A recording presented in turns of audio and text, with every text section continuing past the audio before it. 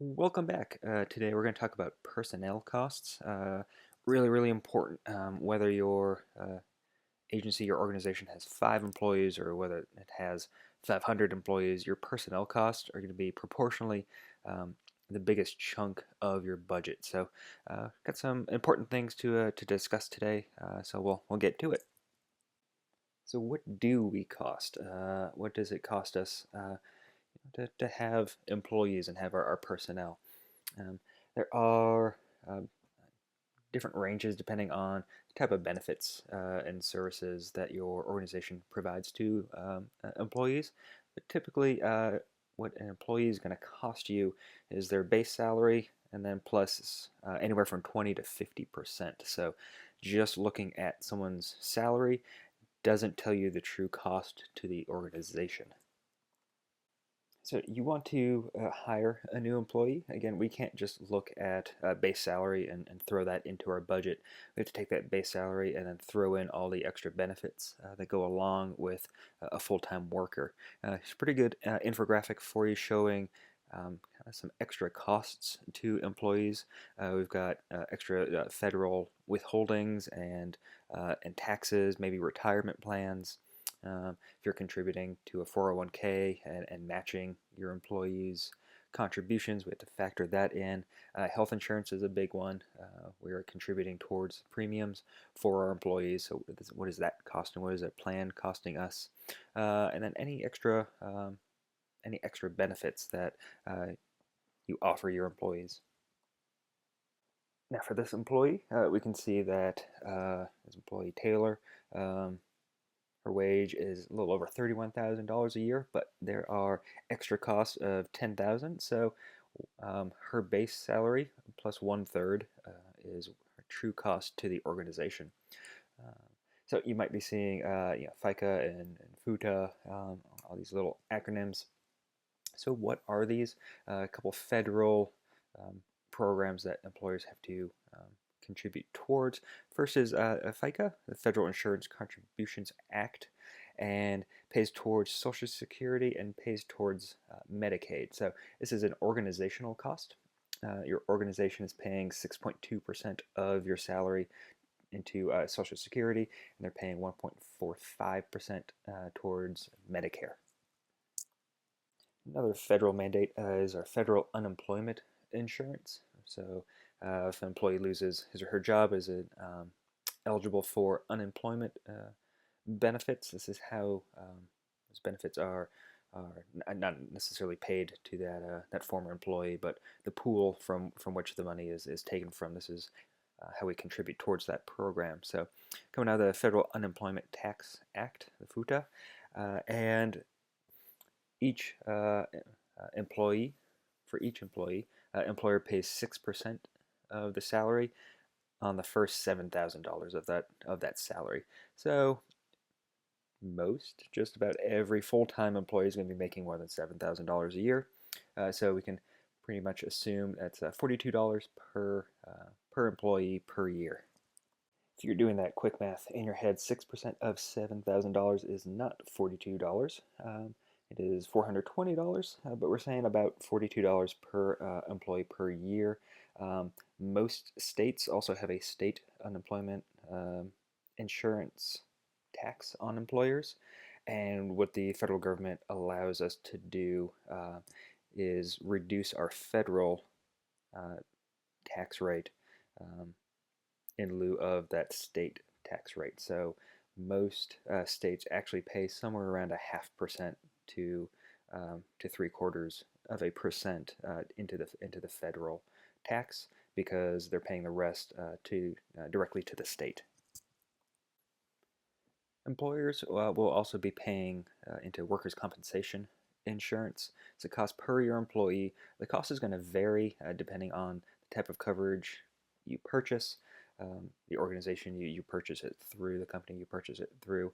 And across industries, it's going to vary pretty wildly depending on occupation. So, workers' comp for an accounting firm is going to be very different than workers' comp premiums for EMS organizations. I couldn't track down a reliable number for EMS worker compensation insurance premiums. Kind of got in the ballpark, somewhere around $3,000 per employee, give or take. Um, if you know what your agency is paying for workers' comp, please let me know. I'd love to get some hard numbers going, but it's been kind of hard to nail down a reliable number. But somewhere around $3,000, probably $3,000 to $5,000 per employee per year is what we're going to be seeing for our workers' comp insurance. On top of those taxes and the workers' comp, you'll have a host of other benefits that'll be offered to your employees. The biggest cost be health insurance, and your organization will decide how much of the premium to contribute towards that employees plan. So you might be splitting it 50-50. You might be covering 75% of the cost. You might be covering 100% of the cost in some cases. But we're going to be offering health insurance. You might be offering dental insurance and or vision insurance, a little extra added costs. Your employees might have 401k or 403b plans available to them through employment. And these plans are just retirement savings plans, and both of them very, very similar. 401k and 403b. Biggest difference of 403b is offered through nonprofit firms, while 401k is the most commonly recognized type of private retirement savings plan. And you might offer a match, a contributions match. So if I contribute 5% of my paycheck to my 401k, my employer might match that 5%. So each month I'm actually saving 10% or contributing 10% of my salary into my 401k. So your agency may or may not provide a match, and if they do, your employer can choose the amount to match. So they don't have to match anything, and they can match 100% if they want. Most common match is going to be 5%. So I contribute 5% of my paycheck into my 401k, and my employer matches that up to that 5%. If I contribute less than 5%, then they match whatever I contribute. If I contribute 8%, and they're still just going to match 5%. Also, I have a couple other types of insurance. Short-term, long-term insurance might contribute towards. Your agency might provide short-term insurance for you and then provide a contribution for long-term insurance if you choose to purchase it. They might offer some life insurance plans and contribute to life insurance plans if they offer that. And then outside of 401ks and 403bs, which are private retirement savings plans, there might be an official retirement system. The state of North Carolina has a state retirement system that if you're enrolled in it, the employee is required to contribute and the employer is required to contribute a certain amount each month. So the North Carolina system that EMTs and paramedics would be eligible for enrollment into. Again, there is a required employee and employer contribution. So each employee must contribute at least 6% of the paycheck into the system each month, and the employer must contribute 5% of the paycheck into the system each month. So if you're in the state system, just know that you're adding 11% of your salary into your retirement plan each month, and 6% of that is coming from you, 5% is coming from your employer. You can contribute more than that 6% if you'd like, but your employer is going to stay static at that 5%. An important employee cost to consider, often kind of overlooked, overshadowed a little bit, is driver insurance, auto insurance. You have lots of vehicles and you've got lots of people driving those vehicles, and you've got lots of people driving those vehicles at high rates of speed in an emergency setting. So you'll work with your auto insurer and providing driver coverage. So some insurers or some agencies will say we're not going to hire anyone under 21 years old, because if I hire a 19-year-old, that 19-year-old is going to be very expensive to insure, and giving him the keys to a $150,000 ambulance might be a risky proposition for that insurance company. So we're going to look at driver age sometimes, and we're definitely going to look at driving records. So there are a number of EMS organizations who won't even hire you if you've got 2 or 3 speeding tickets in the past few years. And again, that's just risk. It's going to drive up their insurance costs.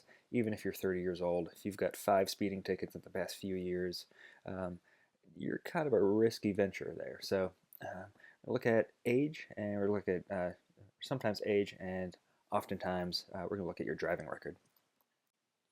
Another thing we have to pay attention to, close attention to, on top of all those employment benefits, are these time benefits, this paid time off, or just paid time.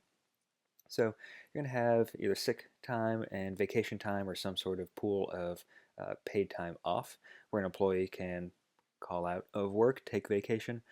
And this is important for us to calculate into employee cost, because if Jeremy calls out sick tomorrow, I still have to fill his spot. So I have to pay someone else to cover his slot while I'm still paying him sick time. Or if he takes vacation, I've got to pay someone else to fill his spot while he's getting paid for that time, even though he's on vacation. So kind of double paying during that time, and we might even be more than double paying if the employee that fills his spot is in overtime. So you need to take into account those that paid time off, and what are we going to offer, how are we going to offer it, and how are we going to let our employees take that time. So it gets into organizational policy, but it also helps us control and monitor our employee costs if we know exactly how the process works if we want to take vacation. Right?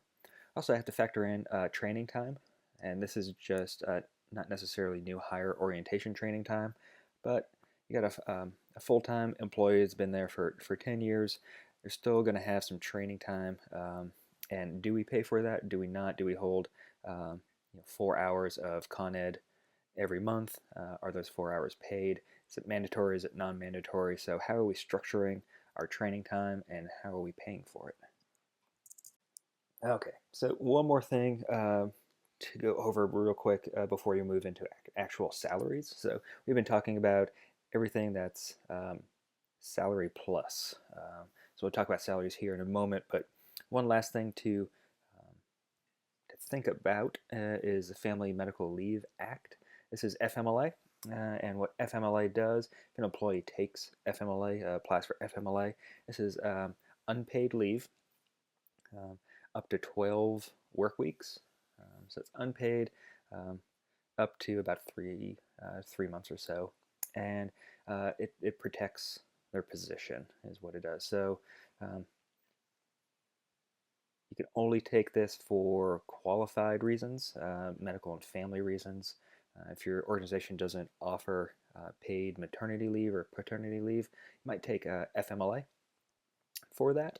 And the FMLA does is, I just had a baby, I'm going to stay home for a couple months, and I'm unpaid. Maybe I'm taking some of my vacation time, my PTO, paid time off during that time, but I'm not drawing my actual salary, but it protects my position. So I can come back after 2 months, and that ensures that I will not have been fired.